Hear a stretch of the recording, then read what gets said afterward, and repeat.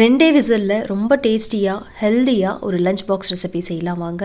கொண்டக்கடலை இருந்தா நாளைக்கே இந்த ரெசிபியை வந்து உங்க குழந்தைங்களுக்கு செஞ்சு கொடுங்க. சிம்பிளான ரெசிபி. ஸோ ஃபர்ஸ்ட் என்ன செய்யலான்னா, ஒரு மிக்ஸி ஜார் எடுத்துக்கோங்க. இதில் பார்த்தீங்கன்னா 1 கப் அளவுக்கு வேக வச்ச கொண்டக்கடலை சேர்த்துக்கோங்க. இந்த கொண்டக்கடலை பார்த்தீங்கன்னா இதே போல் நல்லா சாஃப்டாக வேக வச்சுக்கணும். 8 மணி நேரம் ஊற வச்சுட்டு 5 விசிலுக்கு வேக வச்சுருந்தேன். ஸோ இப்போ கொண்டக்கடலை சேர்த்த பிறகு இதில் வந்து ஒரு 7லேருந்து 8 காஞ்ச மிளகாய் சேர்த்துட்டு 1/2 கப் அளவுக்கு தண்ணியை சேர்த்துட்டு நல்லா அரைச்சிக்கோங்க. ஓரளவுக்கு நல்லா ஸ்மூத்தாக அரைச்சிக்கோங்க. பாருங்கள், அரைச்சாச்சு. இது இப்போ இருக்கட்டும். அடுத்ததாக ஒரு குக்கர் எடுத்துக்கலாம். குக்கரில் 2 டேபிள் ஸ்பூன் அளவுக்கு எண்ணெய் சேர்த்துட்டு 1 டீஸ்பூன் சோம்பு சேர்த்துக்கலாம். அதுக்கப்புறம் இதில் ஒரு சின்ன துண்டு பட்டை, 1 ஏலக்காய், 2 லவங்கம் சேர்த்துட்டு 2 ஸ்டார் அனீஸ் சேர்த்துக்கோங்க. இப்போ இதில் 2 மீடியம் சைஸ் அளவுக்கு வெங்காயமை ஸ்லைஸ் பண்ணிவிட்டு சேர்த்துருக்கேன். ஓரளவுக்கு நல்லா சாஃப்ட் ஆகிற வரலையும் வதக்கிக்கலாம். பாருங்கள், இந்த அளவுக்கு சாஃப்ட் ஆன பிறகு இதில் வந்து 1 டீஸ்பூன் அளவுக்கு இஞ்சி பூண்டு பேஸ்ட்டு சேர்த்துட்டு திருப்பி வந்து 1 நிமிஷத்துக்கு நல்லா சாட்டே பண்ணிக்கலாம். இஞ்சி பூண்டோட பச்சை வாசனை போகணும். இந்த அளவுக்கு வதங்கின பிறகு 2 மீடியம் சைஸ் அளவுக்கு தக்காளியை ஸ்லைஸ் பண்ணிவிட்டு சேர்த்துருக்கேன். தக்காளி பார்த்திங்கன்னா ரொம்ப சாஃப்டாக வேகணுன்ட்டு அவசியம் இல்லை.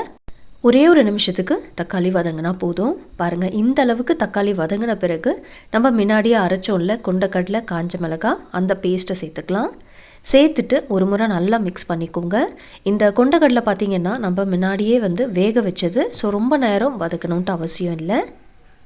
பாருங்கள், ஒரு முறை நல்லா மிக்ஸ் பண்ணிவிட்டு இதில் வந்து நம்ம அரிசி சேர்த்துக்கலாம். இன்றைக்கி வந்து நான் பாஸ்மதி ரைஸ் சேர்க்குறேன். உங்களுக்கு எந்த ரைஸ் வேணும்னாலும் நீங்கள் சேர்த்துக்கலாம். இந்த பாஸ்மதி ரைஸ் பார்த்திங்கன்னா நான் ஊரெல்லாம் வைக்கல, சோக் பண்ணாத அரிசி தான் இது. ஸோ ரைஸ் சேர்த்த பிறகு இதில் வந்து 2 கப் அளவுக்கு தண்ணி சேர்த்துக்கோங்க. 1 கப் அளவுக்கு பாஸ்மதி ரைஸ் எடுத்திருந்தேன், 2 கப் அளவுக்கு தண்ணி சேர்த்துருக்கேன். இந்த சாதத்துக்கு தேவையான அளவு உப்பு சேர்த்துட்டு நல்லா ஒரு முறை மிக்ஸ் பண்ணிக்கோங்க. நார்மலாக வந்து நம்ம புலாவு செய்கிறப்ப 1 கப் ரைஸ் எடுத்தோம்னா 1.5 கப் அளவுக்கு தான் தண்ணி சேர்ப்போம். பட் ஆனால் இதுக்கு வந்து 1 கப் ரைஸ் எடுத்திருக்கோம், 2 கப் அளவுக்கு தண்ணி சேர்க்குறோம். இந்த சாதம் பார்த்திங்கன்னா நல்லா சாஃப்டாக மாய்ஸ்டாக இருக்கணும், கொஞ்சம் குழஞ்சிருக்கணும், அப்போ தான் நல்லாயிருக்கும். இது ஓரளவுக்கு நல்லா கொதிக்க ஆரம்பித்த பிறகு கட் பண்ண கொத்தமல்லி 2 டேபிள் ஸ்பூன் அளவுக்கு சேர்த்துட்டு குக்கர் க்ளோஸ் பண்ணிவிடுங்க. 2 விசில் வச்சா போதும். சட்டுன்னு நம்மளோட ஹெல்தியான கொண்டக்கடலை சாதம் ரெடி ஆகிடும். இப்போ 2 விசில் வந்தாச்சு, ப்ரெஷர் நல்லா ரிலீஸ் ஆகிடுச்சு. ஓப்பன் பண்ணி பார்க்கலாம். அரைச்ச கொண்டக்கடலை சாதம் ரெடி ஆகிடுச்சு. இந்த சாதம் பார்த்திங்கன்னா கொஞ்சம் குழஞ்சி இருந்தால் தான் நல்லாயிருக்கும். ஸோ கண்டிப்பாக நீங்களும் செஞ்சு பார்த்துட்டு மறக்காமல் உங்கள் ஃபீட்பேக் எனக்கு ஷேர் பண்ணுங்கள். செம்ம டேஸ்டியாக இருக்கும், ரொம்ப ஹெல்த்தியான ரெசிபி.